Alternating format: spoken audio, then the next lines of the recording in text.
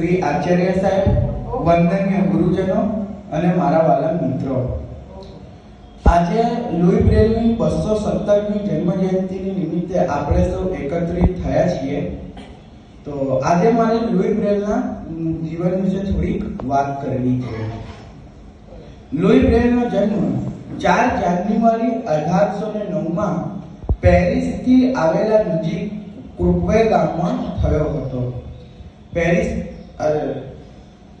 Louis બ્રેલના પિતાને કારખાનામાં ઘોડાને જીન બનાવવાનો વ્યવસાય હતો. એક દિવસ લુઈ તેમના પિતાના અવજારથી રમતા હતા.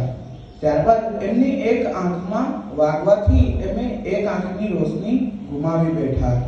કર્મની કઠણાઈ કે તેઓ એક આંખનો ચેપ બીજી આંખમાં લાગતા પણ બીજી આંખની રોશની ગુમાવી બેઠા. ચાર્લ્સ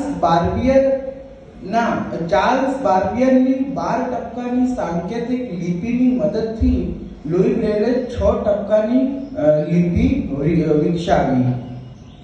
એમને લુઈ બ્રેલને જીવતા તો એમના દ્વારા વિકસાવેલી બ્રેલ લિપિને સ્વીકૃતિ તો ના મળી, પરંતુ એમના અવસાનના 100 વર્ષ પછી એમના દ્વારા વિકસાવેલી બ્રેલ લિપિને સ્વીકૃતિ આપવામાં આવી.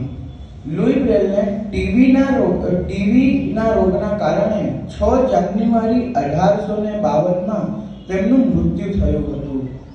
તેમના અવસાનના 100 વર્ષ બાદ તેમના દ્વારા વિકસાવેલી બ્રેલ લિપિને સ્વીકૃતિ આપવામાં આવી. આજે ઘણા પ્રજ્ઞાચક્ષુ અલગ અલગ ક્ષેત્રમાં છે.